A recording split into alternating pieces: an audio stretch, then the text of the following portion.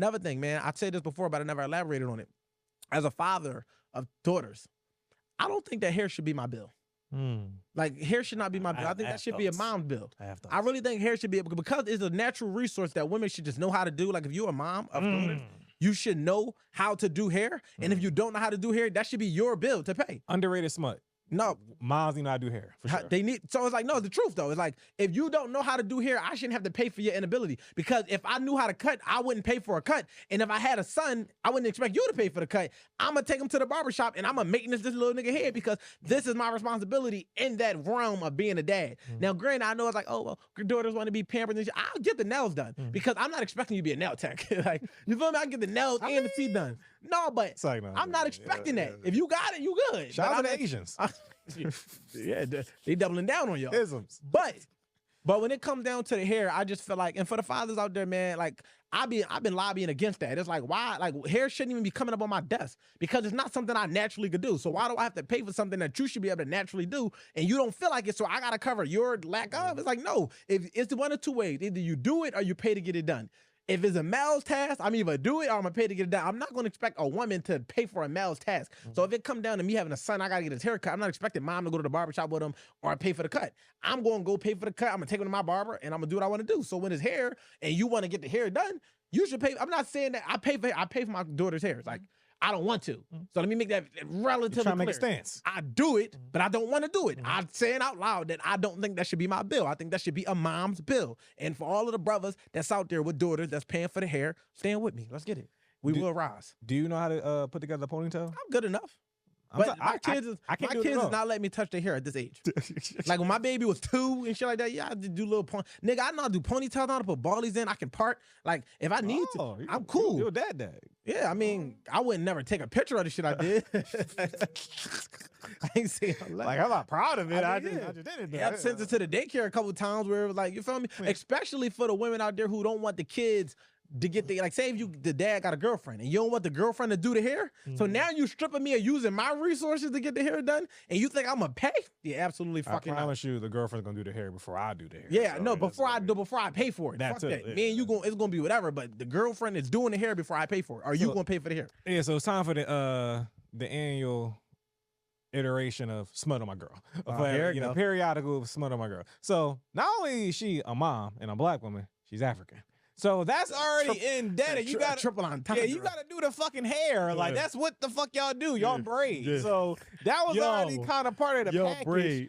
If we got to, you scouted her, that was in the scout report. Literally, if we have a daughter, that's your lane. That's right there. That's part of your package. Yeah, talk about it. So cool. First year, 2, 3. That's her thing. And again, you know, men, we got to be leaders of everything, even if it's not our lane. 100%. So my girl used to do that would drive herself and the baby crazy was she would take the hair out, wash it, and do it all in one night. Literally driving everybody in the fucking house crazy. So I had to tell her, hey, babe, how about we kind of break this up? Like, this don't really make fucking sense. Optimize. Like, yeah, like literally, like you doing all this shit. It's a 12-hour day. You batching it. Yeah, like she's 2.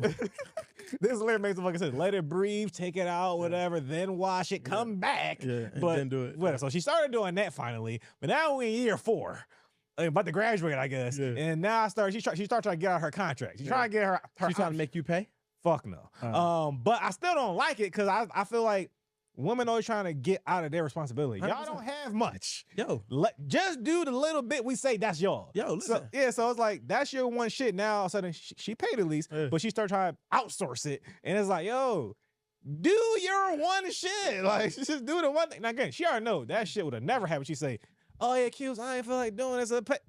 I guess she would have worked with Afro. Yeah. I ain't about to be like, I'm telling you. And I've been following Afro. And I'm standing on business. Yeah, for sure. But can I tell you about the last story? Yeah. Pissing me off. But I was going to say to your point about them, women being able to finding their way out of their responsibilities, I truly believe, and this isn't like a scientifically proven fact or nothing, this is just wolf stats. Wolf theory. I truly believe that postpartum comes from realizing that they can't get away from the kids that they had, after not knowing that they can't get away from them going into it due to the lack of foresight. 1 + 1 = 2. Yeah, so it's like, I think that because in every instance where they don't have kids, everything is about them. And if it's not about them, it could be made about them. And if they do have a responsibility, it can be put on a man, a parent, a father, whatever. Whereas, like, if they don't want to pay their rent, they can get a boyfriend to take care of them, or a husband. If they don't want to lift something, they can get. So really, any bit of responsibility that you can name out your mouth right now can be put on a man. accept motherhood. Mhm. Now, a man can take on fatherhood, Mhm. but a man can't take on motherhood. So it's like certain things that are innately in women that just they're just great at when it comes to parenting. They might not always want to do it, which is why they try to split it, where they want a man to start doing the things that they're like, I need you to be here more. It's like, whoa, whoa, whoa. Nowhere in history did it show in the contract that that's how it went. The men went out and hunted and foraged for food and brought it back, and y'all nurtured and took care of them babies. And that was that. I don't know who bunga left when they should have bunga right and had do a secret meeting where there's like, we're gonna try to find a way to make niggas change diapers. Not saying that niggas shouldn't help out in the house. I'm saying that the world could have worked perfectly if a nigga just did everything he was supposed to do and if a woman did everything she's supposed to do. But I think the postpartum coming at where there's like, damn, like I don't get no breaks from this shit. And it's like, well, this is how men been living for our entire life, where we have responsibilities that we didn't always ask for, that we were born into and not sworn into, and it just been what it was. Nobody give a fuck. But it's like now y'all have a situation where like a nigga could just up and leave. Not saying that that's okay, not promoting a nigga disappearing, but it happens. Nigga, y'all don't work out, nigga just disappear. Or even if y'all ain't disappear, he there, but you there 5 days a week, and he got the kid 2 days a week, you still got 100 and plus hours every week, whereas though he probably doing 48. You got 120 to his 48, and you don't like that math. And even what was so funny to me is, even if it was an equal split, they still would feel like you're not doing enough, because that's one thing that they have to go through that they can't get away from, because it's their child, and they would feel a sense of guilt if they tried to get away from it. So it's like, damn, so what do I do? And that's where the depression coming at. So I truly do feel like the postpartum depression comes from it being a thing where it's like, I can't get away from this on the days that I might feel like I want to. And even if I could, I know I got to come back to it. So like, even if they had a week break, it's still not enough, because they still got to go back. Where though we know days on Friday, we get a weekend, we got to go back on Monday and get right back to the BS. And that's just how our lives were set up. We know that, all right, I'm having fun here because I know when I'm not having fun, I got to do this. But for them, it's like, oh, man, so it don't stop. It don't stop. This shit is forever. Yes, and that's why I always encourage moms. And You gotta learn that you gotta love motherhood, because that's your responsibility that you can't escape. You better love motherhood, and we could talk about parenting and fatherhood, but it's like motherhood is different.